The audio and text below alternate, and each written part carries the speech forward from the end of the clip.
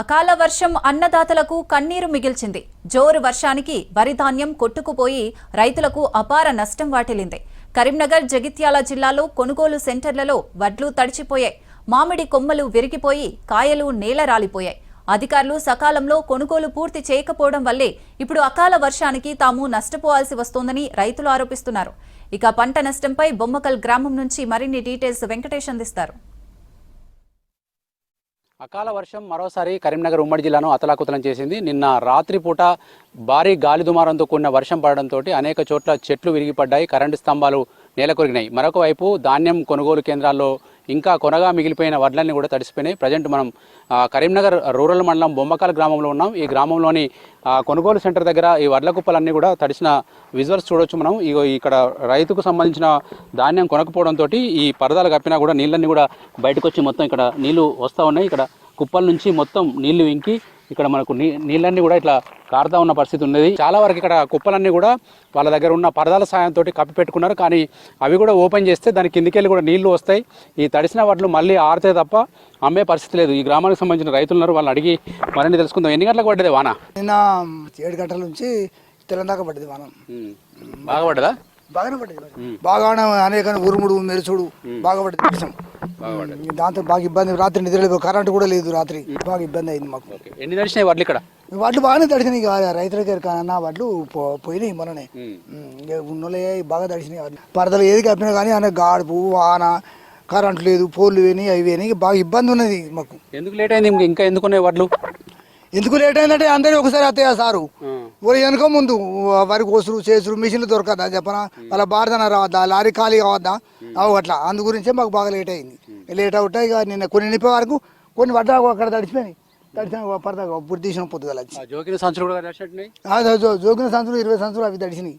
ఇంటి విత్తన బాధ. మరొక రైతు శ్రీనివాస్ కూడా ఉన్నారు. ఇక్కడ ధాన్యం ఎట్లా తడిసిందో చూపెడతా ఉన్నాడు. చూడండి, నీళ్లు మొత్తం కూడా నీళ్ళకి వెళ్ళి మొత్తం కారుతా ఉన్నాయి. ఇట్లా ఇది ఒకటే కాదు, కరీంనగర్ ఇప్పుడు రూరల్ మండలమే కాదు, అటు ముఖ్యంగా గంగాధర, రామడుగు మండలాల్లో కూడా పెద్ద ఎత్తున ధాన్యం తడిసిపోయింది. రాత్రి ఎమ్మెల్యే మేడిపల్లి సత్యం కూడా అనేక సెంటర్లు విజిట్ చేశారు. ఏకంగా కలెక్టర్తో మాట్లాడి తడిసిన ధాన్యం మీద చర్యలు తీసుకోవాలని ఆదేశించారు. ఇప్పుడు శ్రీనివాస్ మాట్లాడతారు. ఈ తడిసిన ధాన్యం చూస్తుంటే ఏమనిపిస్తుంది? చాలా బాధ వస్తుంది. ఎందుకంటే రైతుకు కన్నీరు తప్ప వేరే ఏం మిగిలాయి. ఇవాళ ఈ పరిస్థితికి కారణం, ఈ రైతులు ఇంత ఇబ్బంది పడడానికి కారణం సివిల్ సప్లై ఆఫీసర్లే. ఇంతవరకు రైస్ మిల్లర్లు, సివిల్ సప్లైలు కుమ్మక్కై రైతులను బాగా ఇబ్బంది పెడుతుర్రు. వీళ్ళు అధికంగా పెట్టుమని వాళ్ళు డిమాండ్ చేసుడు, వీళ్ళు చూస్తున్నట్టు విడిచిపెట్టాలని చెప్పుడు ఈ ఐకేపీ సెంటర్ వాళ్ళకి అసలు సహకరిస్తలేరు. ఎవరు సివిల్ సప్లై వాళ్ళు కానీ ఆ రైస్ మిల్లర్లు కానీ వీళ్ళని ఎంత ఇబ్బంది అంటే ఐకేపీ వాళ్ళని బాగా ఇబ్బంది పెట్టుకుంటారు. దీన్ని ఖచ్చితంగా విజిలెన్స్ కలెక్టర్ దీని మీద చర్య తీసుకోవాలి, విజిలెన్స్ దాడులు చేయాలి. అసలు ఏ రైస్ మిల్లా ఎంత ధాన్యం ఉందనేది ఇంతవరకు అసలు ఎవరు అవగాహన కత్తలేరు. మాకు నిండిందంటే మాకు నిండింది అంటారు. మిల్లులు ఇక్కడ రైస్ మిల్ మాకు నిండిపోయింది, మాకు అవసరం లేదు అంటారు. మాకు వడ్లు అవసరం లేదు అంటారు. ఇంకా కళ్ళల్లో ఉన్న పరిస్థితి అదే కదా. ఇప్పుడు మా బాధ ఏంటంటే ఇప్పుడు కళ్ళకు రక్తం వస్తుంది. కష్టం 6 కాలాలు మేము కష్టపడి పండించుకున్న పంట ఇవాళ తడిసి ముద్దయిందంటే మళ్ళీ తడిసిన వడ్లు మేము కొనమంటారు. అదొకటి ఇబ్బంది ఉన్నది. ఇప్పుడు దీన్ని ఏం చేసుడు? రైతులు ఎంత ముంచుతారు, ఇంకెంత ముంచుతారు? నిన్న రోని కార్తీ వచ్చింది. రోని కార్తీ రోజు నుంచే వర్షాలు స్టార్ట్ అయినాయి. మళ్ళీ ఇంకా ఇవాళ రేపు ఇప్పుడు రోజుకు ఆరబోస్తారు, ఎండ కొడతారు. ఎట్లా ఉంటుంది పరిస్థితి?